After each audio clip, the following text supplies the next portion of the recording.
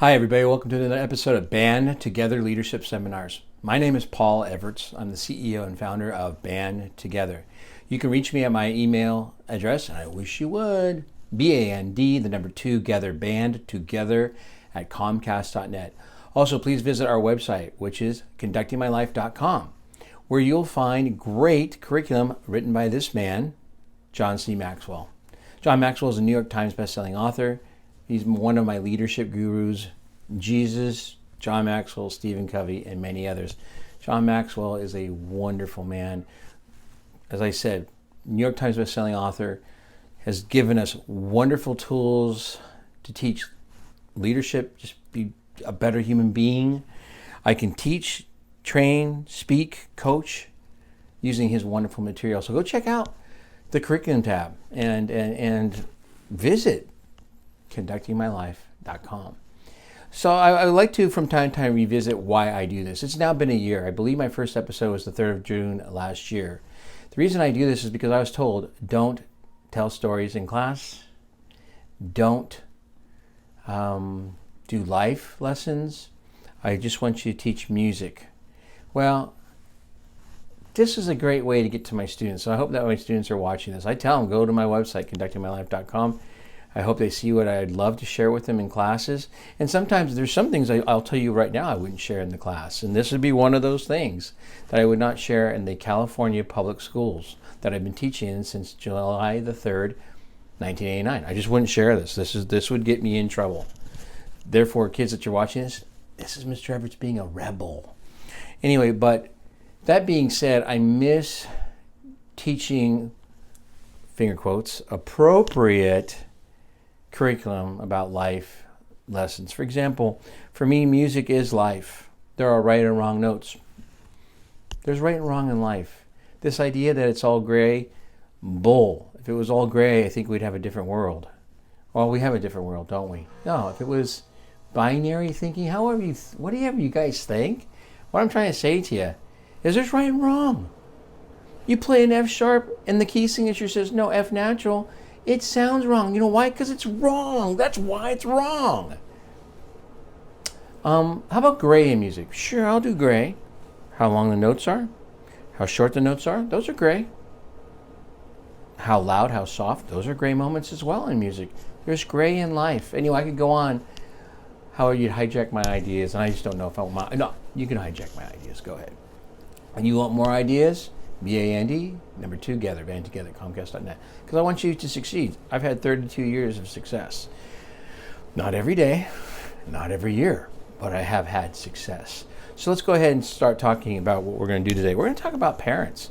As you know, this last Saturday, because I'm recording this on a Wednesday, June 23rd, last Sunday was Father's Day. Correct, it was Father's Day.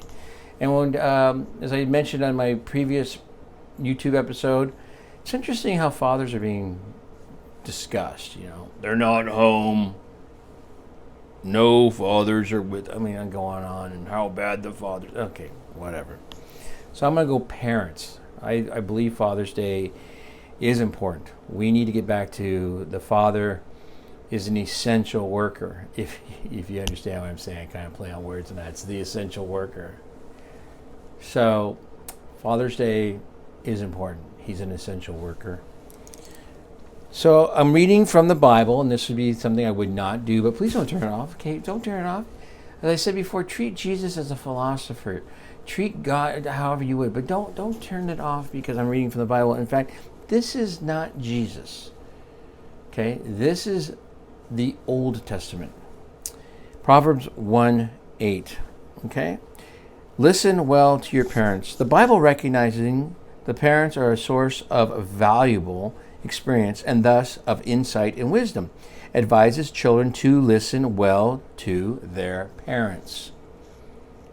Consider examples of Bible-based advice that 5 founding fathers and mothers gave their children. During the Revolution, signer of the Declaration, Richard Stockton, was captured by the British. They ravaged and destroyed his lands and possessions and placed him in a prisoner of war camp, where Richard Stockton was repeatedly tortured and abused. He was eventually released in a prisoner exchange arranged by Congress, but by the time his health was shattered. Knowing that, again, Richard Stockton was dying and that his children would grow up without their father, he lovingly told them, "As my children may probably be particularly impressed with the last words of their father, I think it proper here not only to subscribe to the entire belief of the great and leading doctrines of the Christian religion, but also in the bowels of a father's affection, to exhort and charge them that the fear of God is the beginning of wisdom." Proverbs 9:10.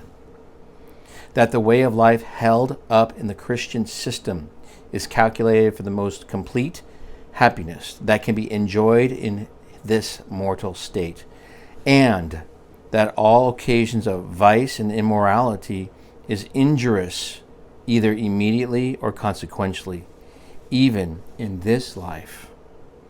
Signer of the Declaration, Thomas Stone, exhorted to his son. This is what Thomas Stone said: "Shun all giddy, loose, and wicked company. They will corrupt and lead you into vice and bring you to ruin.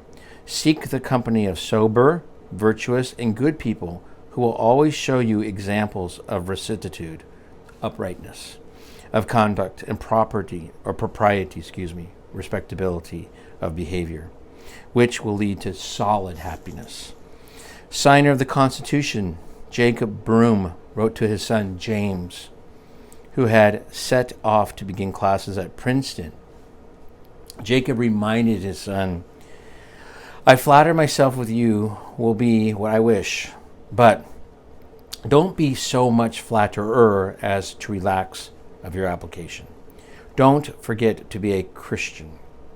I have said much to you on this head, and I hope an indelible impression is made." Just as founding fathers offered wise guidance to their children, so too did founding mothers, such as Abigail Adams to her son John Quincy Adams. Abigail trained young Johnny from his childhood to recite the Lord's Prayer and a patriotic poem each morning before rising from bed. When he was 8 and the American Revolution was commencing, he performed musket drills with the Massachusetts Minutemen. When he was 11, he went overseas with his father, John Adams, who had been sent by Congress as a diplomat to Paris, serving as his father's secretary. After he arrived in France, Abigail was obviously deeply concerned about her young son's vulnerability to moral decadence of Paris and wrote to him, "Adhere to those religious sentiments and principles which were early instilled into your mind, and remember that you are accountable to your Maker for all your words and actions. Dear as you are to me, I would much rather you should have found your grave in the ocean you have crossed, or that any untimely death crop you in your infant years, than see you an immoral, profligate, or graceless child." Mary Washington also offered her son George sound advice throughout his life. For example, as George Washington began his military career and prepared to accept his very first battle command, his mother Mary counseled him. She said, "That God may protect you through all the dangers and hardships of war and return you in safety will be my constant prayer." She continued, "With his blessing, you can be a useful man in war as in peace, and without it, you can expect nothing." Years later, as Washington was on his way to assume the presidency, George Washington stopped to visit his mother. It was the last time the two would see one another. She was 82 and was suffering from incurable breast cancer. She told George Washington, "You will see me no more. My great age and the disease, which is rapidly approaching my vitals, warn me that I shall not be long in this world. Go, George, fulfill the high destinies which heaven appears to assign to you. Go, my son, and may heaven's and your mother's blessings be with you always." So the biblical counsel of founding parents, listened to by their children, helped shape America into the remarkable nation she has become. And again, this is from the Founders Bible. Love that. One of the best gifts my wife has ever given me. We're seeing an interesting thing about family. I'm going to now continue the family, how important it is. This is Dumbing Us Down by John Taylor Gatto. I'm reading from the chapter, We Need Less School, Not More. He says, the heart of a defense for the cherished American ideals of privacy, variety, and individuality lies in the way we bring up our young. Children learn what they live. Put kids in a class and they will live out their lives in an invisible cage, isolated from their chance at community. Interrupt kids with bells and horns all the time, and they will learn that nothing is important.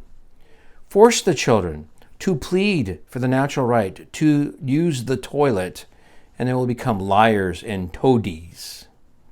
Ridicule the children, and they will retreat from human association. Shame the children, and they will find 100 ways to get even with you.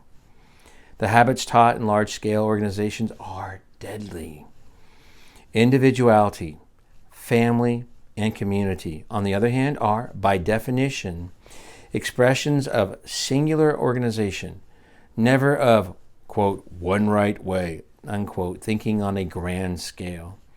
Private time is absolutely essential if a private identity is going to develop. And private time is equally essential to the development of a code of private values, without which we aren't really individuals at all. Children and families need some relief from government surveillance and intimidation if original expressions belong to them are to develop. Without these, freedom has no meaning. The lesson of my teaching life is that both the theory and the structure of mass education are fatally flawed. They cannot work to support the democratic logic of our national idea because they are unfaithful to the democratic principle. The democratic principle is still the best idea for a nation, even though we are not living up to it right now. And right now is 1990. He wrote this in 1990, 31 years ago. Can you imagine what we're like now? The schools we have allowed to develop cannot work to teach non-material values, the values which give meaning to everyone's life, rich or poor, because the structure of schooling is held together by a Byzantine tapestry of reward and threat, carrots and sticks. Official favor, grades, or other trinkets of subordination have no connection with education. They are the paraphernalia of servitude, not freedom. It's a great thing. And so what he does is he mentions how important families are. I can't recommend this book to everybody because some of you are really stuck in your ways and you only are going to see things one way.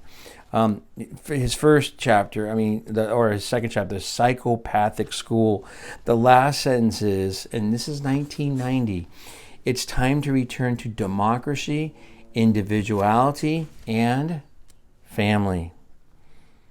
The curriculum family is the heart of any good life. We have gotten away from that curriculum. It's time to return to it. The way to sanity in education is for our schools to take the lead in releasing the stranglehold of institutions on family life, to promote during school time confluences of parent and child that will strengthen family bonds. That was the author's real purpose in sending the girl and her mother down to the Jersey coast to meet the police chief. And again, that is a story you would get by reading this book. I can't say it enough. Family is important. We got to get back to respecting it accept the responsibility of being parents to our children. We are the first lesson in honor authority. It's us. That's why we're seeing tragedy on the streets right now. People don't honor life because us parents did not teach them to honor us. Why would we honor people that are not there for us? Why are we honoring people that don't do what they say? It takes discipline. And it takes a lot of integrity to be a great parent. The enemy of, of good is perfection. When I share these stories and my thoughts with you, I'm a sinner. I make mistakes every day. I probably made a few in this video and you laughed at them, which is fine. I laugh at my mistakes too. But I'm not laughing at the mistake of failing families. I'm not laughing at the fact that, as Gatto calls them, schools are now becoming this synthetic family. Return to the family. If anything, Zoom taught us that the parents trusted the institution of public schooling or schooling in general too much. And I appreciate their trust. But you need to sit on the same side of the table with us across from your children. The teacher and the parent need to sit on the same side of the table across from the student. Families, we need you badly. We need you to come back to school. We're seeing it in Loudoun County. We're seeing it all across the nation. If Zoom did anything, it awakened what we like to say, the sleeping giant. And the sleeping giant are parents. Don't allow students to be parented. You do the job. There are people that think the government can do the job better. No one can do it better. If anyone can do it better, it's God. Go back to God. Go back to God. Hug your child. Tell them you love them. Show them. Show your child you love them. Volunteer at school. When the grades are low, don't attack the teacher. Ask the teacher. Don't compel the teacher to prove himself or herself. Families are important. So when you have a child and you gave birth to it, I want you to begin with the end in mind, because every choice you're going to make is going to impact your child's life, and there is an end. You are going to die. I am going to die. Begin with the end in mind. And I want you to seek first to understand and be understood. Why don't you go to the teacher to seek first to understand why your child is failing or not doing well? And then be understood. And finally, people don't care how much you know until they know how much you care. I hope you know I care about you. I know I see the same 1, 2, 3, 4, 5 thumbs down. And I'm telling you right now, those people are the ones that have been, who are mad at me. And they show their anger with me, which is fine. I get it. I'm probably angry at you too, for God's sakes. Feeling's probably mutual. Yet on the other hand, give me a call. Let's take care of that anger you have with me, because I care. Doesn't mean I'm going to cower down and say, oh, no, but I'd be more than happy to listen to you. And then hopefully you'll think about your part of our relationship. And then finally, I'm doing the best I can. I am doing the best I can. And I am finally, I am doing the best I can. A lot of good stuff today about family. I hope that you heard it. Founding fathers had founding parents. And those parents took their job really seriously. I'm not saying that we aren't. Just how are you doing your job seriously, I guess, is what we need to ask ourselves. How are you making that child grow every day in a positive way? And it doesn't mean easy. It doesn't mean no problems. You can get a positive from a negative. Okay? All right, I'm dribbling on. So I'm going to say goodbye to you. I hope that you're having a great time. I hope you're having a great day. All right, thanks a lot. Bye-bye.